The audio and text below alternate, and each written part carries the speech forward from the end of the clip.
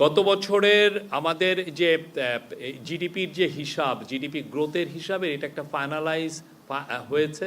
তো সেটা এই মিটিংয়ে ফার্স্টে এটা রিভিল করা হয়।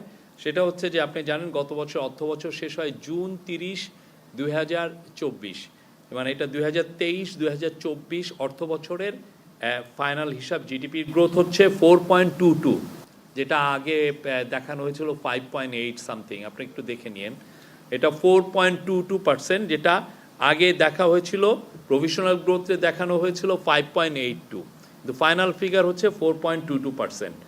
জিডিপি সাইজ বলা হচ্ছে এখন বাংলাদেশের টাকায়, বাংলাদেশি টাকায় হচ্ছে 50,027 বিলিয়ন টাকা, যেটা $450 বিলিয়ন ফাইনাল এস্টিমেটে। তারপরে হচ্ছে পার ক্যাপিটা জিএনআই, আপনি যে গ্রস ন্যাশনাল ইনকাম, সেটা হচ্ছে $2,738 এবং ফাইনাল এস্টিমেটে, যেটা আগে মানে প্রভিশনাল এস্টিমেট যেটা ছিল 2784 এটা। আর জিডিপির হিসাব আগে প্রভিশনাল যেটা মানে ধরা হয়েছিল হলো $459 বিলিয়ন। তো এটা ফাইনাল এস্টিমেটে এসছে হচ্ছে $450 বিলিয়ন। এটা আজকে দেওয়া হচ্ছে। এবং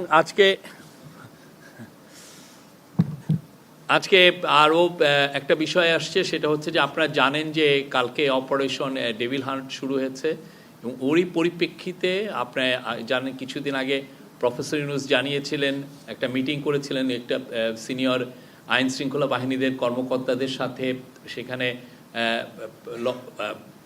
হোম অ্যাডভাইজার ছিলেন, special assistant on home affairs Khodabux Chowdhury ছিলেন। সেই জায়গায় একটা আমাদের ওনার ডিসিশন ছিল যে একটা কমান্ড সেন্টার এস্টাবলিশ করা, একটা সেন্ট্রাল, যার ফলে প্রত্যেকটা ল এনফোর্সিং এজেন্সি কে কী কাজ করছে সেটা যাতে খুব ভালো কোঅর্ডিনেট করা যায়। তো আপনারা জেনে খুশি হবেন যে আজকে 6টায় এই কমান্ড সেন্টারটা এটা রোল আউট হচ্ছে, এটা তার কাজ শুরু করছে।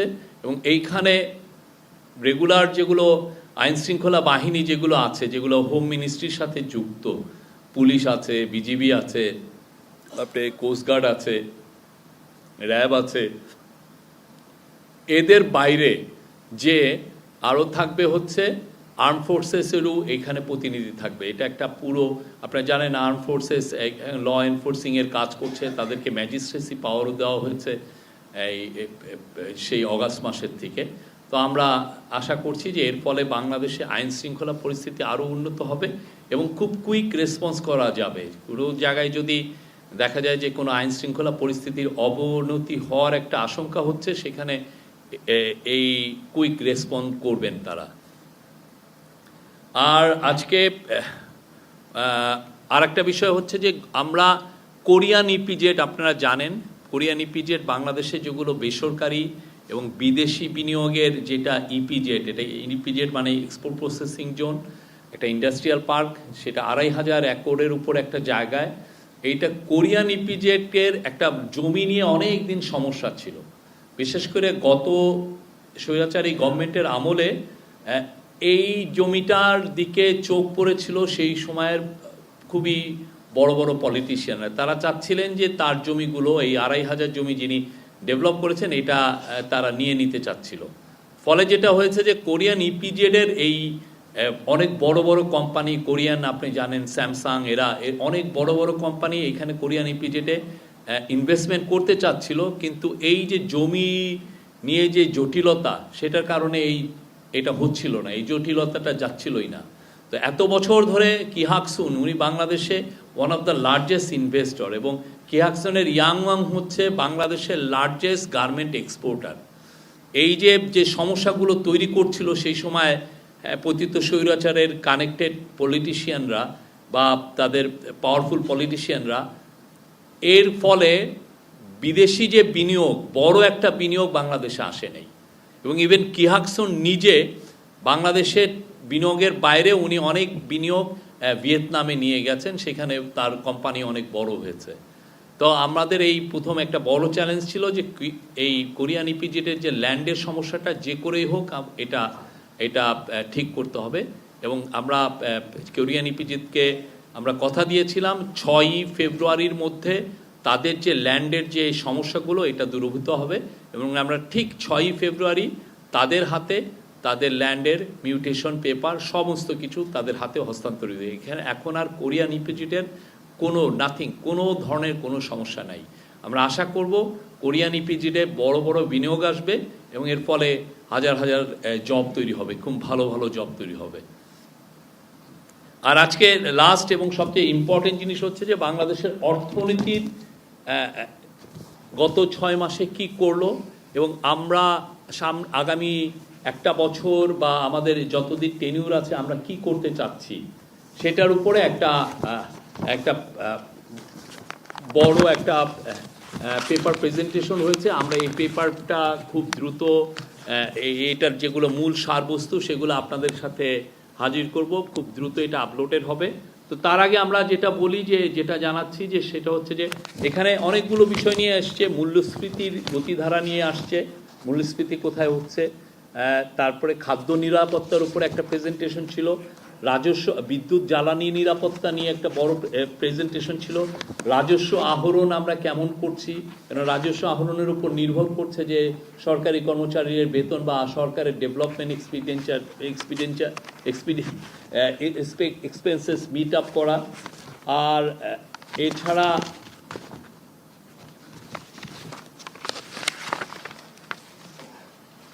আর্থিক খাত আমরা কেমন করছি এবং শেষে ব্যাংকিং সেক্টর আমরা কেমন করছি এবং বৈদেশিক বাণিজ্য, এই প্রত্যেকটা বিষয়ে আলাদা আলাদা প্রেজেন্টেশন ছিল। এবং আমরা যেটা প্রফেসর ইউনুস চিফ অ্যাডভাইজার বলেছেন উনি স্যাটিসফাইড। আমরা যেটা যে প্রথম কথা হচ্ছে যে ওই মিটিংয়ে যারা ছিলেন তারা বলেছেন যে বাংলাদেশের ইকোনমি ঘুরে দাঁড়িয়েছে, খুব ভালোভাবে ঘুরে দাঁড়িয়েছে। আমরা দেখছি যে ইকোনমির যেগুলো কি ইন্ডিকেটরস সেগুলো স্পষ্টভাবে দেখা যাচ্ছে যে ইকোনমি ঘুরে দাঁড়িয়েছে। আপনার এক্সপোর্ট গত 6 মাসে এই গভর্নমেন্টের 6 মাসে, আমরা তো যদিও জুলাই মাস আমাদের ইয়েতে ছিল না, এই 5 মাসও যদি ধরেন এটা 10% মতো গ্রোথ, ইম্পোর্টের গ্রোথ হয়েছে, আপনি জব তৈরি হচ্ছে নতুন নতুন। তারপরে আমাদের ইনফ্লেশন আপনি জানেন একটা সময় 12% মতো উঠে গিয়েছিল, ইনফ্লেশন আবার পয়েন্ট টু পয়েন্ট হিসাবে এটা 9% মানে সিঙ্গেল ডিজিটে এসছে। এবং পলিসি রেট আমরা জানেন এগ্রেসিভলি ইন্টারেস্ট রেট হাইক হয়েছিল, সে ইন্টারেস্ট রেটটাকে আমরা হাইক করার কারণে আমরা দেখছিলাম যে ইন্টারেস্ট রেট হাইক গ্লোবালি এটাই সবচেয়ে স্বীকৃত হচ্ছে যে ইন্টারেস্ট রেটকে হাইক করে আপনি ইনফ্লেশনকে কমানো, এবং আমরা দেখছি যে এটা কাজ করছে এবং এই কাজ করার কারণে এখন ইনফ্লেশনটা কমে আসছে। এবং আমাদের দৃঢ় বিশ্বাস বাই জুলাই এটা 7.5%-এর মধ্যে আসবে। এবং খাদ্য পরিস্থিতি, জীবনযাত্রার ব্যয়, খাদ্য পরিস্থিতি এবং খাদ্য পরিস্থিতির সরবরাহের উপরে আমরা বলতে পারি যে রোজার মাসে আমরা কোনো ধরনের কোনো ইনফ্লেশনের সেরকম প্রেশার আমরা আশা করছি যে এটা হবে না। তারপরে আমাদের কিছু চ্যালেঞ্জ আছে, সেই চ্যালেঞ্জেরগুলোও এখানে আসছে। আমি কিছু কিছু জায়গায় আপনাদেরকে পড়ে পড়ে শোনাচ্ছি। যেমন ধরেন মূল্যস্ফীতি নিয়ন্ত্রণে গৃহীত পদক্ষেপগুলো এই মিটিংয়ে যেটা বলা হয়েছে, মূল্যস্ফীতি নিয়ন্ত্রণে সংকোচনমূলক মুদ্রানীতি এবং সহায়ক রাজস্ব নীতি গ্রহণ করা হয়েছে। নিতে সুদের হার 2024 সালে ছিল 8%, ধাপে ধাপে তা বৃদ্ধি করে ডিসেম্বর 2024 সালে 10% উন্নতি করা হয়েছে। নীতি সুদ মানে বুঝুন তো পলিসি ইন্টারেস্ট রেট। এবং এর ফলে নীতি সুদ হারের করিডোরের ঊর্ধ্বসীমা 11.5% উন্নতি হয়েছে। সকল প্রকার ডিভলভমেন্ট টাকা ছাপানো বন্ধ রাখা হয়েছে, সকল প্রকার টাকা ছাপানো বন্ধ রাখা হয়েছে। কম গুরুত্বপূর্ণ অপ্রয়োজনীয় উন্নয়ন প্রকল্প বাতিল সহ সরকারি খরচ হ্রাসের সর্বোচ্চ প্রচেষ্টা অব্যাহত রয়েছে। চাল, আলু, পেঁয়াজ, ভোজ্য তেল ইত্যাদি নিত্য প্রয়োজনীয় পণ্যের উপর শুল্ক অব্যাহতি হ্রাস করা হয়েছে। ঢাকা এবং চট্টগ্রাম জেলা শহরে ওএমএস এর মাধ্যমে ডিসেম্বর মাসে সুলভে সবজি বিক্রি করা হয়েছে। দেশের 1 কোটি পরিবারকে ফ্যামিলি কার্ডের মাধ্যমে সুলভ মূল্যে পণ্য সরবরাহের কার্যক্রম বাস্তবায়ন করা হচ্ছে। ট্রাকের মাধ্যমে বিভাগীয় শহরগুলোতে তেল, চিনি, ডাল এবং রমজান উপলক্ষে খেজুর এবং ছোলা সুলভ মূল্যে সরবরাহ করা হবে। বাণিজ্য মন্ত্রণালয়, জাতীয় ভোক্তা অধিকার সংরক্ষণ অধিদপ্তর বাজার মনিটরিং কার্যক্রম জোরদার করেছে। এর ফলে প্রতিটি জেলায় 10 সদস্য বিশিষ্ট টাস্ক ফোর্স গঠন করা হয়েছে। তবে এই সকল পদক্ষেপ সত্ত্বেও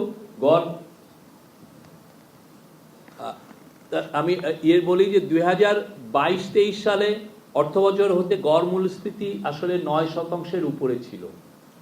যদিও আমরা তাদের যে ডেটাটা কতটা কি আমরা মনে করি যে অনেক ডেটাই ম্যানিপুলেটেড ছিল, এবং আপনি যদি এক্সপার্টদের সাথে কথা বলেন তারা বলবেন যে স্বৈরাচার শেষের দিকে তারা ডেটা এতই ম্যানিপুলেটেড করেছে যে রেট অনেক হাই থাকা সত্ত্বেও সেটাকে 9-10 দেখানো হয়েছে ইনফ্লেশন। চলতি অর্থ বছরে জুলাই মাসে পয়েন্ট টু পয়েন্ট ভিত্তিতে সাধারণ মূল্যস্ফীতি 11% ছাড়িয়ে যায়। জানুয়ারি 2025 সালে কিছুটা কমে তা 9.94% ছাড়িয়েছে। সবচেয়ে যেটা উল্লেখযোগ্য সেটা হচ্ছে পয়েন্ট টু পয়েন্ট ভিত্তিতে ডিসেম্বর মাসে খাদ্য মূল্যস্ফীতি হয়েছিল 12.92%। জানুয়ারি 2025-এ এটা হ্রাস পেয়ে 10.72% দাঁড়িয়েছে। দ্যাট মিনস 2% এর উপর এটা কমেছে।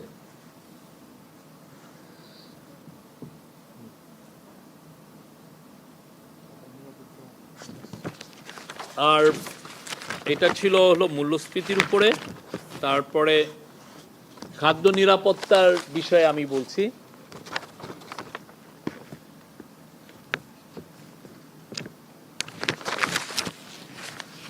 বর্তমান পরিস্থিতি আমরা আপনাকে জানাচ্ছি যে আপনারা জানেন গত বছর 6টি বড় বন্যা হয়েছে, এবং এমন সব জায়গায় হয়েছে যে সমস্ত জায়গায় আসলে খুব ভালো ফসল হয়, আমরা কনফার্ম সেই জায়গা থেকে ফসল পাই। কিন্তু দেখা যাচ্ছে এই ফসলের ফলে দুই দফা একটানা বন্যা হয়েছে, এবং ফলে আউশ এবং আমনের উৎপাদন লক্ষ্যমাত্রার চেয়ে 9.55 লক্ষ এবং 9.58 লক্ষ মেট্রিক টন কম হয়েছে। তারপরেও আমরা বলছি যে আমাদের এখন খাদ্যশস্যের মজুদ রয়েছে 1.36 মিলিয়ন মেট্রিক টন। হ্যাঁ, না এখন এটা বাট এটা গত বছরতে কম হলেও আমরা যে পরিমাণ খাদ্যশস্য আমদানি হচ্ছে আমরা আশাবাদী খাদ্যশস্যের মূল্য আরও কমবে, এবং ইন্টারন্যাশনালি আমরা যেটা দেখছি যে হুইটের এবং রাইসের দাম কমছে, এবং ফলে আমরা আশা করছি যে বাংলাদেশেও এটার রিফ্লেকশন হবে। আর মজুদ ও সরবরাহ ব্যবস্থা স্বাভাবিক রাখতে চলতি অর্থ বছরে আরও 9 লক্ষ টন খাদ্যশস্য আমদানির উদ্যোগ নেওয়া হয়েছে। ইউরিয়া সারের বাফার স্টক প্রায় 8 লক্ষ মেট্রিক টনে উন্নত করা হয়েছে, যা আগামী মার্চ মাস পর্যন্ত অব্যাহত থাকবে। সারের মূল্য স্থিতি রাখার লক্ষ্যে ভর্তুকি প্রদান অব্যাহত রয়েছে। চলতি অর্থ বছরে সংশোধিত বাজেটে এ বাবদ 28,000 কোটি টাকা বরাদ্দ রাখা হয়েছে। খাদ্য ভর্তুকি বাবদ চলতি অর্থ বছরে সংশোধিত বাজেটে 8,059 কোটি টাকা বরাদ্দ রয়েছে। মূলত ওএমএস, টিসিবি, খাদ্যবান্ধব কর্মসূচি সারা বছর চলমান রাখার লক্ষ্যে বর্ধিত হারে বরাদ্দ রাখা হয়েছে।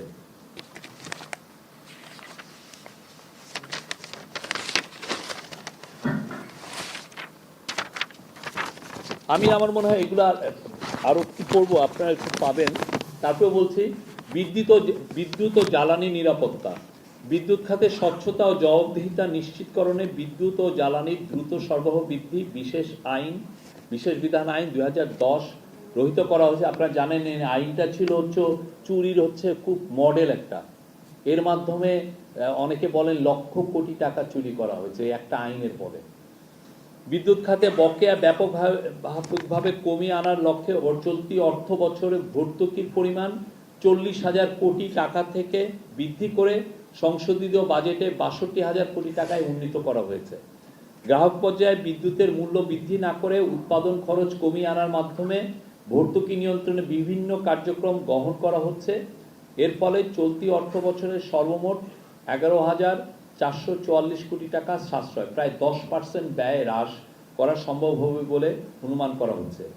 উৎপাদন ব্যয় যৌক্তিক পর্যায়ে কমিয়ে আনার জন্য ইতিপূর্বে সম্পাদিত চুক্তিতে বিদ্যুতের ক্রয় মূল্য পুনর্বিবেচনা এবং এনার্জি অডিট বাস্তবায়নের উদ্যোগ নেওয়া হয়েছে।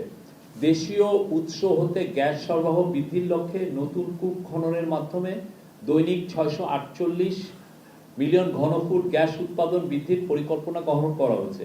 ২০২৮ সালের মধ্যে তা বৃদ্ধি করে ১৫০০ মিলিয়ন ঘনফুটে উন্নীত করার পরিকল্পনা নেওয়া হয়েছে। নতুন রিগ ক্রয় সহ বাপেক্সের সক্ষমতা বৃদ্ধির উদ্যোগ নেওয়া হয়েছে। রাজস্ব আহরণ আপনারা জানেন একটা বড় চ্যালেঞ্জ ছিল, এবং আমরা এসে দেখেছি যে আমরা যখন গভর্নমেন্ট যখন টেক ওভার করে দেখা যায় যে আমরা নেগেটিভে ছিলাম, মানে আমরা যা রাজস্ব তার চেয়ে আমাদের ব্যয় বেশি হচ্ছে, আমরা মানে পুরোপুরি আহরণটা নেগেটিভ ছিল। তো সেই জায়গায় আপনি দেখেন বাংলাদেশের যেটা হয়েছে যে অন্যান্য যে কোনো দেশের তুলনায় আমার মনে হয় ওয়ার্ল্ডের ওয়ান অফ দ্য লোয়েস্ট হচ্ছে বাংলাদেশের কর জিডিপি, যেটা এখন 7.3%। ওইসিডির মানে ২০২২ সালের উপাত্ত অনুযায়ী এশিয়া প্যাসিফিক অঞ্চলের গড় কর জিডিপি অনুপাত ছিল 19% বেশি, যেখানে আমাদেরটা 7.3। আয়কর বৃদ্ধিতে গৃহীত পদক্ষেপসমূহ যেগুলো ইন্টারিম গভর্নমেন্ট নিয়েছে সেগুলো হচ্ছে করদাতা বান্ধব পরিবেশ ও নিরবচ্ছিন্ন সেবা প্রদান নিশ্চিতকল্পে আয়কর বিভাগের পূর্ণাঙ্গ ডিজিটালাইজেশনের উদ্যোগ গ্রহণ করা হয়েছে। এছাড়া আয়কর আইন ২০২৩-এর প্রয়োজনীয় সংস্কার প্রস্তাবের জন্য একটি টাস্কফোর্স গঠন করা হয়েছে। কর ব্যয় হ্রাস করার লক্ষ্যে ৬টি কর অব্যাহতির এসআরও বাতিল এবং আয়কর বাতিল ২০২৩-এর ষষ্ঠ তফসিলের সংশ্লিষ্ট অংশ সংশোধন করা হয়েছে। 4 সিটি কর্পোরেশনের অধিক্ষেত্রাধীন সকল সরকারি কর্মচারী, সকল তফসিলি ব্যাংকের কর্মকর্তা কর্মচারী, 4টি মোবাইল অপারেটর, কোম্পানি কর্মকর্তা কর্মচারী এবং 6টি বহুজাতিক কোম্পানির সকল কর্মকর্তা কর্মচারীদের অনলাইনে রিটার্ন দাখিল বাধ্যতা করা হয়েছে। এটা মূল কারণ হচ্ছে এর মাধ্যমে যাতে লিকেজ না হয়, কেউ যেন মানে করের বাইরে যেতে না পারে। ই রিটার্ন সিস্টেমকে অধিকতর করদাতা বান্ধব করার জন্য ই রিটার্ন কল সেন্টার চালু করা হয়েছে। আর রাজস্ব আহরণ বৃদ্ধি ও করবান্ধব সেবার প্রসারে আয়কর বিভাগে সম্প্রসারণ করে 10টি কর অঞ্চল, 3টি বিশেষ ইউনিট কার্যক্রম শুরু হয়েছে। ভ্যাট আহরণে বৃদ্ধিতে গৃহীত পদক্ষেপ, মূল্য সংযোজন কর আদায় বৃদ্ধিতে কর অব্যাহতি যৌক্তিকীকরণ উদ্যোগ গ্রহণ করা হয়েছে। মূল্য সংযোজন কর আইন ও বিধিবিধান পদ্ধতি সহজকরণের মাঠ পর্যায়ে দিক নির্দেশনা ও ব্যাখ্যাপত্র জারি করা হয়েছে এবং অনলাইন ভ্যাট রিটার্ন দাখিল 80% থেকে 100% উন্নতিকরণের লক্ষ্যে পদক্ষেপ গ্রহণ করা হয়েছে। মূসক আদায় বাড়ানোর লক্ষ্যে তালিকাভুক্তির সীমা 50 লক্ষ থেকে 30 লক্ষ টাকায় ও নিবন্ধন সীমা 3 কোটি হতে 50 লক্ষ টাকায় হ্রাস করা হয়েছে। আমদানি পর্যায়ে ও সরবরাহ পর্যায়ে কতিপয় সম্পূরক শুল্ক আরোপযোগ্য পণ্য ও মূসক আরোপযোগ্য সেবার উপরে সম্পূরক শুল্ক হার বৃদ্ধি করা হয়েছে।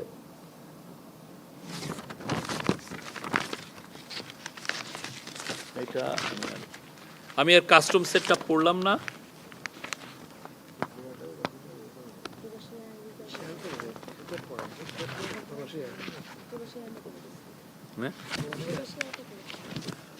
আচ্ছা, বৈদেশিক বাণিজ্যে 2024-25-এর আচ্ছা আমি মনে হয় যে এটা আমরা তো আপনাদের শেয়ার করব। হ্যাঁ, আর যেটা মিটিংয়ে যেগুলো অবজারভেশন হয়েছে সেটা হচ্ছে যে চিফ অ্যাডভাইজার সেন্ট্রাল ব্যাংকের গভর্নরকে বলেছেন যে বাংলাদেশ ব্যাংকের অটোনমি যত দ্রুত এটা যাতে করা হয়, অটোনমি এনশিওর করা হয়, এটার জন্য সেন্ট্রাল ব্যাংকের গভর্নর বলেছেন যে উনি এটা নিয়ে কাজ করছেন এবং সেন্ট্রাল ব্যাংকের যত রকমের হায়ারিং ছিল, যত রকমের এমপ্লয়মেন্ট সবগুলো ফ্রোজেন করা হয়েছে। কোনো ধরনের নতুন কোনো আর রিক্রুটমেন্ট করা হচ্ছে না।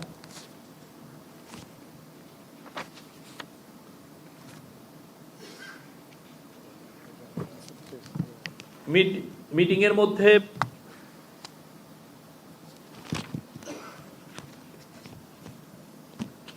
প্রফেসর ইউনূস বলেছেন যারা যারা এই যে ব্যাংক ডাকাতির সাথে জড়িত, যাদের বিরুদ্ধে সুনির্দিষ্ট অভিযোগ আছে, তাদেরকে খুব দ্রুত আইনের আওতায় আনার কথা বলেছেন। তারা যেন আইনের আওতার বাইরে না থাকে, যে করেই হোক তাদেরকে আইনের আওতায় আনার জন্য উনি এমফাসিস দিয়েছেন। উনি বলেছেন যে এটা খুব যারা এই কাজগুলো করছে তারা আসলে বাংলাদেশের সাধারণ মানুষের টাকাটা মেরে দিয়েছে। তো তাদেরকে যে করেই হোক, যারা যারা এখানে আছেন, যে করে হোক তাদেরকে যেন আইনের আওতায় আনা হয়। তো সেক্ষেত্রে বাংলাদেশ ব্যাংকের গভর্নর জানিয়েছেন যে এস আলম গ্রুপ, আপনি জানেন এস আলমের বাংলাদেশে যত অ্যাসেট আছে সব ফ্রোজেন করা হয়েছে, অ্যাটাচ করা হয়েছে। হ্যাঁ, তারপরে নগদের বিরুদ্ধেও কিছু অ্যাকশন নেওয়া হয়েছে। তারপরে অ্যাসেট যেগুলো বাইরে যেগুলো চলে গেছে সেগুলোর বিষয়েও একটা বিশদ আলোচনা হয়েছে। সেটার মধ্যে জানানো হয়েছে যে আপনি জানেন যে ইংল্যান্ডের একটা প্রতিষ্ঠান এসে বাংলাদেশে, তাদের প্রতিনিধি এসে বাংলাদেশে ঘুরে গেছেন। এখন সুইজারল্যান্ডের একটা টিম আসছেন বাংলাদেশে, এবং আমরা ইউএস এর সাথে কথা বলছি, আমরা কানাডার সাথে কথা বলছি যে করে হোক বাংলাদেশের যে টাকাটা চলে গেছে, যেটা হোয়াইট পেপারে এসছে যে $234 বিলিয়ন, সেটা কিভাবে বাংলাদেশে ফেরানো যায়। এটার জন্য মূল কাজটা হচ্ছে এটাকে ট্রেলটা ধরা, যে কোন ট্রেলে গেছে, কোথায় যে টাকাটা হয়েছে, এবং এই টাকা দিয়ে কারা কারা কি অ্যাসেট করেছেন, এবং অ্যাসেট যদি আমরা লোকেট করতে পারি সেটাকে আমরা ওই দেশে যাতে ফ্রোজেন হয়ে যায় এবং এটা ইভেনচুয়ালি যাতে বাংলাদেশে ফিরিয়ে আনা হয়, সে বিষয়ে বিশদ বর্ণনা দিয়েছিলেন সেন্ট্রাল ব্যাংকের গভর্নর। উনি বলেছেন যে আমরা 12টি যারা অলিগার্ক বা বড় যারা এই ব্যাংকিং সিস্টেমের থেকে লুটপাটের সাথে যারা জড়িত বা বিদেশে টাকা নিয়ে গেছেন, এদেরকে আইডেন্টিফাই করা হয়েছে, এবং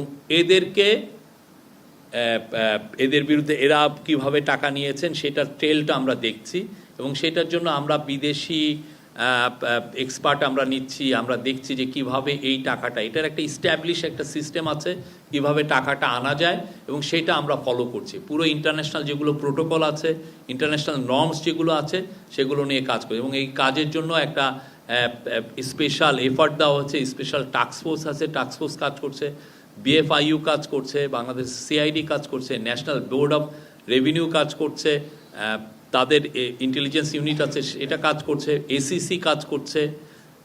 সবাই একসাথে এফার্ট দিচ্ছেন এই টাকাটা, এটা একটা আমাদের খুব টপ প্রায়োরিটি।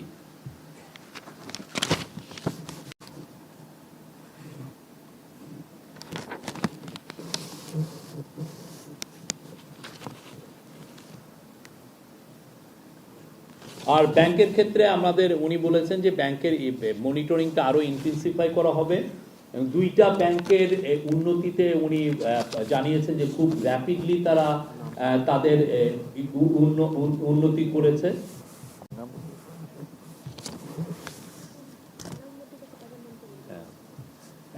দুইটা উনি সেন্ট্রাল ব্যাংকের থেকে জানতে পারবেন। হ্যাঁ, এবং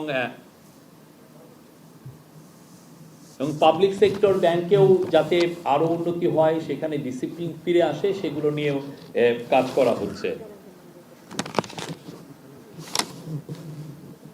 উনি বলছেন, সেন্ট্রাল ব্যাংকের গভর্নর জানিয়েছেন যে ওনার যে ইনফ্লেশন স্ট্র্যাটেজি যেটা নিয়েছিলেন, দ্যাট ইজ মানে খুব ভালো কাজ করছে, এবং উনি বলছেন যে মোস্ট লাইকলি জুনের মধ্যে ইনফ্লেশন 7-8-এর মধ্যে এসে পড়বে, এবং উনি বলছেন যে 3 বছরের মধ্যে এই প্রথম আমাদের ব্যালেন্স অফ পেমেন্ট পজিটিভ হয়েছে, এবং এটা একটা ভেরি গুড নিউজ। এবং at the same time policy interest রেটও দেখা যাচ্ছে যে এটা 0.1% একটা পজিটিভ টেরিটরিতে আসছে।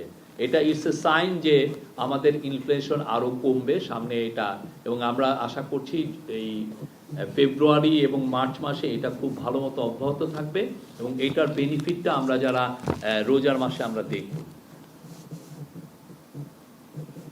আর বেক্সিমকোর নিয়ে অনেকে অনেক রিপোর্ট করছেন, সেক্ষেত্রে আমাদের বক্তব্য হচ্ছে এটা খুবই একটা মাইক্রো, একটা ছোট প্রবলেম। সেটার জন্য প্রফেসর ইউনূস আজকের মিটিংয়ে আবারও বলেছেন এটার খুব সুষ্ঠু যাতে এটার একটা সমাধান হয়, এবং যার ফলে আমরা ওই পুরো বেক্সিমকোর আশেপাশে যেগুলো ফ্যাক্টরি অ্যাফেক্টেড হচ্ছে সব জায়গায় যাতে একটা ডিসিপ্লিন ফিরে আসে। সালেউদ্দিন ফাইন্যান্স অ্যাডভাইজার জানিয়েছেন যে ম্যাক্রো ইকোনমিক স্ট্যাবিলাইজেশন বাংলাদেশে ফিরে এসছে। আমরা বলতে পারি এখন ম্যাক্রো ইকোনমিক্যালি এখন আমরা একটা স্ট্যাবল জায়গায় আসছি, এবং আমাদের যেটা এখন রিজার্ভ $20 বিলিয়ন, সেটা এখন এটা পূরণ করতে পারে 3.5 মাসের ইম্পোর্ট কস্ট, এটা মোটামুটি পূরণ করতে পারে, এবং রিজার্ভের অবস্থা সামনে আরও বেটার হবে।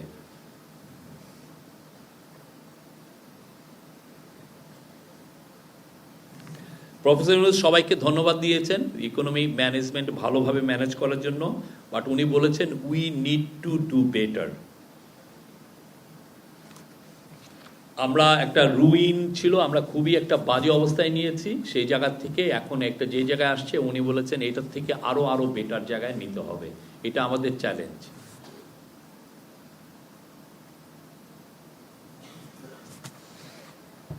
আর হ্যাঁ প্রবেশিত আপনি একটু, হ্যাঁ কারণ এটা আমি দিচ্ছি, এই যে না ওইটা নাই, এই যে এটা 4 লাখ করে এটা দেন।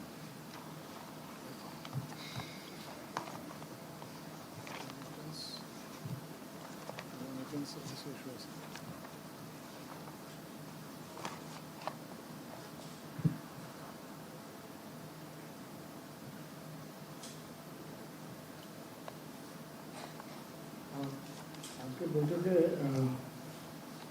প্রবাসী আয় নিয়ে বিস্তারিত আলোচনা হয়েছে। প্রবাসীদের সমস্যা নিয়ে আসলে অনেক আলোচনা হয়েছে।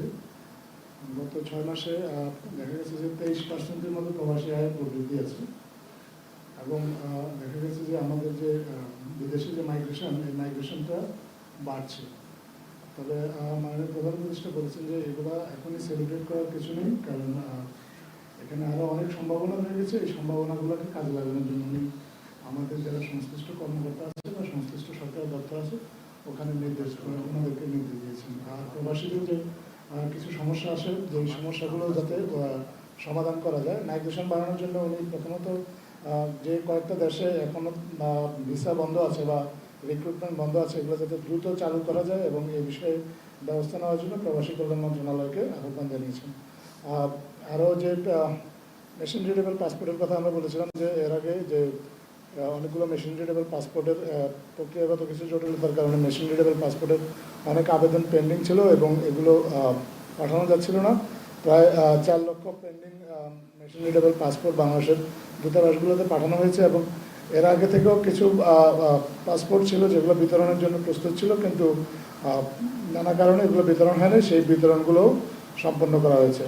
4 লক্ষ পুরোটাই 4 লক্ষ যে মেশিন রিডেবল পাসপোর্ট ছিল সেগুলো বিতরণ করা শেষ হয়েছে, এবং প্রবাসীদের যাতে পাসপোর্ট পেতে যাতে কোনো ধরনের সমস্যার মুখোমুখি না হতে হয়, সেজন্য প্রবাসী বাংলাদেশিদের আরও তাদের যে সেবাটা, এই সেবাটা যাতে আরও বাড়ানো যায় এই বিষয়ে উনি আসলে সংশ্লিষ্ট মন্ত্রণালয়কে নির্দেশ দিয়েছেন।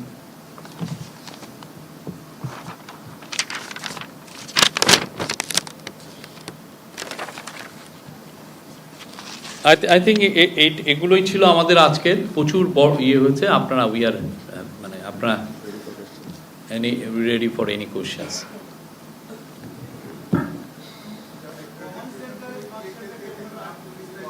হ্যাঁ হ্যাঁ একজন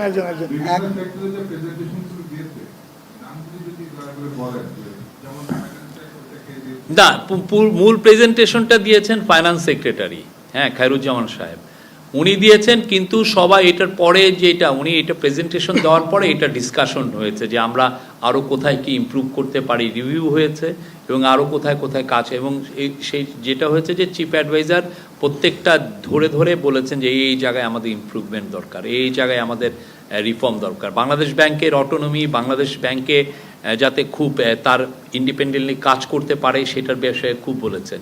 এবং সেন্ট্রাল ব্যাংকের গভর্নরও বলেছেন যে দেখেন আগে সেন্ট্রাল ব্যাংকের আজে বাজে কাজও করতে হতো, যেমন কোন ব্যাংকের এমডি বিদেশে যাবেন সেটারও অ্যাপ্রুভাল ক্লিয়ারেন্সটা সেন্ট্রাল ব্যাংকের থেকে নিতে হতো, বা দেখা যাচ্ছে কোনো ব্যাংকের বেতন এমডি প্রাইভেট ব্যাংকের বেতন কত হবে সেটারও অ্যাপ্রুভাল সেন্ট্রাল ব্যাংকে জানাতে হতো। এইগুলো কাজ তো সেন্ট্রাল ব্যাংকের না, সেন্ট্রাল ব্যাংকের যেগুলো কোর কাজ সেই জায়গায় সেন্ট্রাল ব্যাংক থাকবে। এবং দেখা যাচ্ছে যে এবং অনেক জনবলের বিষয়েও অনেক কথা হয়েছে এটা, তো সেই জন্য যেটা হয়েছে যে নিউ হায়ারিং পুরোপুরি ফ্রোজেন হয়ে গেছে এবং ভালো চলছে। শফিক ভাই, আমি নাশিদুল ইসলাম।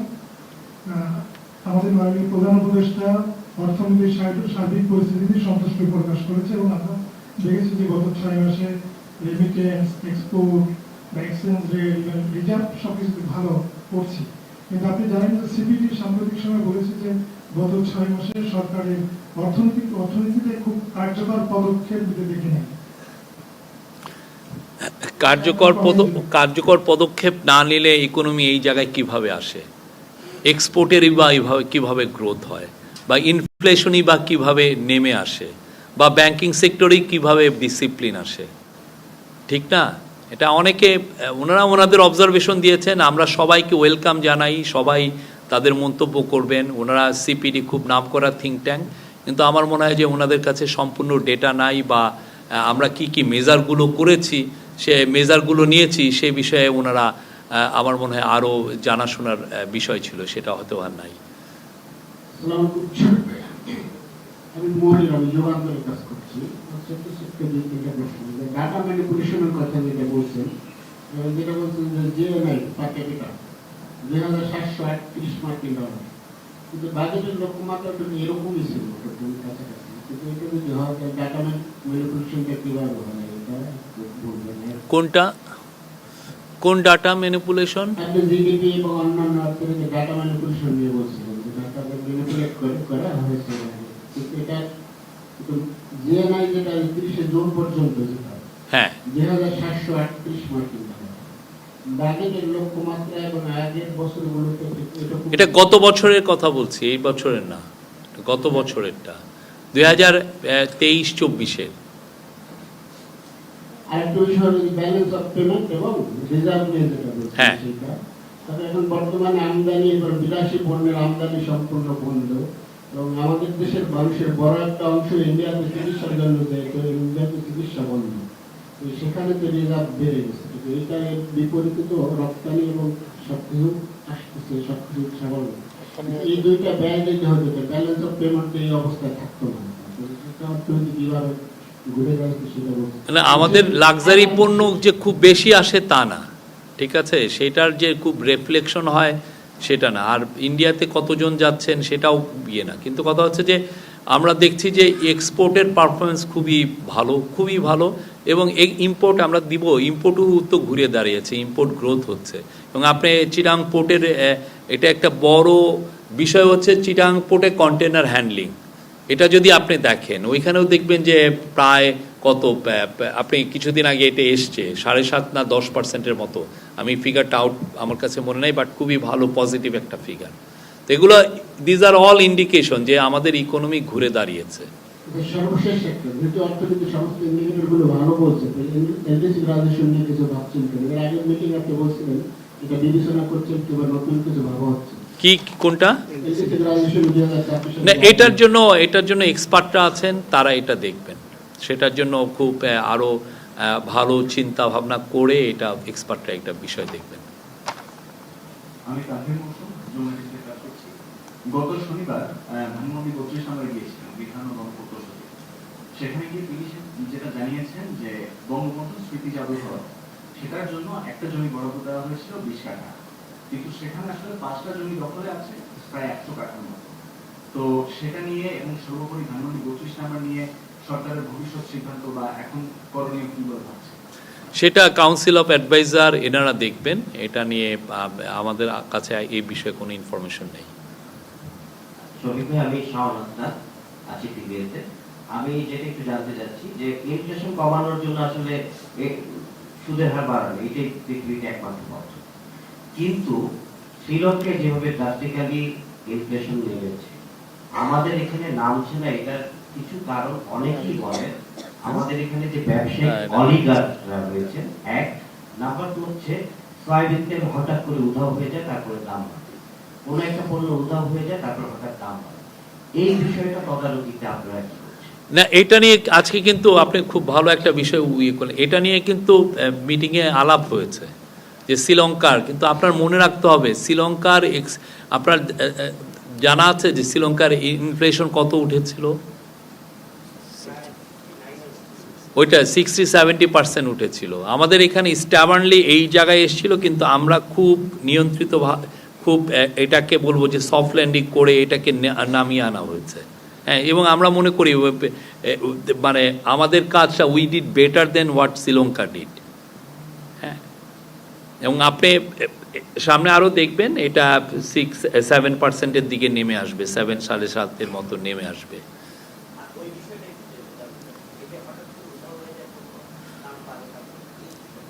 আমরা মনে করি যে যদি সরবরাহ ঠিক থাকে এগুলো কোনো বিগ ইস্যু না।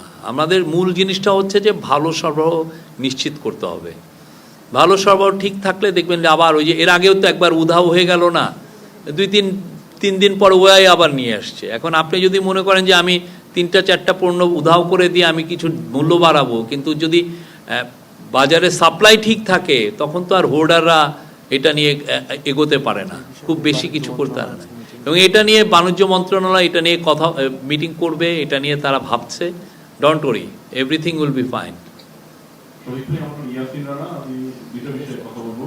একটা হলো যে বাংলাদেশের কি পরিমাণ রেমিটেন্স আসে এই বিষয়টা হলো প্রতি মাসে আপডেট দেওয়া হয়, কিন্তু বাংলাদেশ থেকে যারা এক্সপোর্ট করেন ব্যবসায়ীরা এই এক্সপোর্টের অপোজিটে কি পরিমাণ ডলার আসে এই বিষয়টা স্পেসিফিকলি আসলে সেভাবে ফোকাস করা হয় না। এটা একটা বিষয় করা হবে কিনা। আর একটা বিষয় হলো বাংলাদেশ থেকে যারা আওয়ামী লীগের নেতা কর্মী দেশের বাহিরে গিয়েছে, এটা কিছু মানুষ অবৈধভাবে গিয়েছে, কিছু বৈধভাবে গিয়েছে বিমানবন্দর কিংবা বিভিন্ন স্থলবন্দর মাধ্যমে। এখানে আপনারা তদন্ত করছিলেন, আমরা যতটুকু জানি যে কাদের সহযোগিতা নিয়ে এই যারা মামলার আসামি কিংবা আওয়ামী লীগের মন্ত্রী এমপি তারা বিদেশে পালিয়েছে, এই বিষয়টা আপনারা তদন্ত করছিলেন। এটা আসলে আপনাদের অগ্রগতি আসলে কি, তাদের মানে কাদের মাধ্যমে কারা জড়িত কিংবা কতজন আসলে গিয়েছে? আপনার দ্বিতীয় প্রশ্নটা হচ্ছে এটা নিয়ে আমাদের তদন্ত হচ্ছে এবং আমরা দেখছি কারা কারা আছে, তাদেরকে অ্যারেস্ট করার চেষ্টা হচ্ছে। এবং আমরা বারবার বলেছি যে বেশিরভাগ লোক যারা পালিয়েছেন তারা পালিয়েছেন 5 থেকে 8 তারিখের মধ্যে, যখন দেশে কোনো গভর্নমেন্ট ছিল না। তারপরেও আপনি জানেন যে 5 তারিখের থেকে প্রায় 13, 14, 15 তারিখ পর্যন্ত পুলিশ ছিল না। আমাদের ছেলে মেয়েরা রাস্তায় নেমে তারা ট্রাফিক পুলিশের দায়িত্ব পালন করেছে। অনেকে তাদের পাড়ায় পাড়ায় রাত জেগে পাহারা দিয়েছেন। তো সেই জায়গায় আপনি মানে একটা এই যে উদ্ভূত পরিস্থিতিতে আমরা তারপরে পুলিশকে তাদের কাজে ফিরিয়ে এনেছি, এনে আস্তে আস্তে তারা দেখেন আইন শৃঙ্খলা পরিস্থিতি কিন্তু অনেক ভালো। এবং আমাদের ডেপুটি প্রেস সেক্রেটারি কয়দিন আগে বললেন না যে আপনি যদি খুনের হিসাব দেখেন, আমরা বলছি যে কিছু কিছু জায়গায় ছিনতাই বেড়ে গেছে, কিছু কিছু ডাকাতিও কিছু কিছু জায়গায় বেড়েছে, কিন্তু আপনি খুন দেখেন এই 5 বছরের মধ্যে সবচেয়ে কম। সেপ্টেম্বর থেকে ডিসেম্বরে যে আমরা ফিগারটা দিয়েছি 5 বছরের মধ্যে সবচেয়ে কম। তাহলে কি এটা তো আমরা তো ডেটা ম্যানিপুলেট করছি না। আর আপনার প্রথম কোশ্চেনটা কি ছিল? রেমিটেন্স ইস্যুতে বাংলাদেশ থেকে যেসব প্রবাসী শ্রমিক যারা গিয়েছেন তারা যে রেমিটেন্সটা পাঠান এই বিষয়ে প্রতি মাসে এখন আপডেট দেওয়া হয়, কিন্তু যেসব ব্যবসায়ীরা এক্সপোর্ট করে না সেটা নিয়েও কিন্তু আমাদের এটা নিয়ে আগেই একটা ইয়ে ছিল যে যারা এক্সপোর্ট করেন অনেক ইনফ্লেটেড ফিগার আসে। তো সেটা নিয়ে এই জায়গাগুলো সমন্বয় করার দায়িত্ব হচ্ছে Bangladesh bank, national board of revenue এবং এক্সপোর্ট প্রমোশন ব্যুরো। এখন যে ফিগারটা আসছে আপনারা দেখেন, যে ফিগারটা পান এটা কিন্তু সমন্বয় করা ফিগার। এখানে কোনো ডাবল কাউন্টিং বা ডেটা ম্যানিপুলেশনের কোনো সুযোগ নাই। এবং আমরা যারা যারা যে কে কতটুক এক্সপোর্ট করছেন সেটা আমরা জানছি। অনেকে আমাদের বিজনেসম্যানদের মধ্যে অনেকে বলেন যে আমার $800 মিলিয়ন এক্সপোর্ট, কিন্তু আপনি যদি ডেটা খুঁজে দেন দেখেন যে এটা 500 মিলিয়নও হয়নি, সেগুলোও হয়, অনেকে ইনফ্লেটেড বলেন, বাট আমাদের এখন যে ফিগার সেটা ঠিক আছে। আন্ডার ইনভয়েসিং ওভার ইনভয়েসিং দরকার নেই এটা।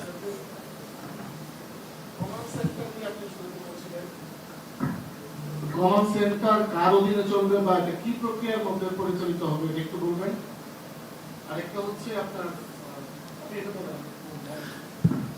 কমান্ড সেন্টারটা এটা একটা সমন্বয় করবে হোম মিনিস্ট্রির, এখানে সবাই এটা এখানে প্রত্যেকটা বাহিনীর প্রতিনিধি থাকবেন এবং কন্টিনিউয়াসলি এটা মনিটর হবে। এটা কি কোনো অফিস থাকবে যেখানে নাকি সবাই আপনারা এটা আস্তে আস্তে জানতে পারবেন কি কি থাকবে কি কি থাকবে না। এটা আরও আজকে তো কাজ শুরু করবে, আপনারা যখন এটা ফুললি কাজ হবে আপনারাই ওখানে যে বুঝবেন যে তারা কিভাবে কাজ করছে।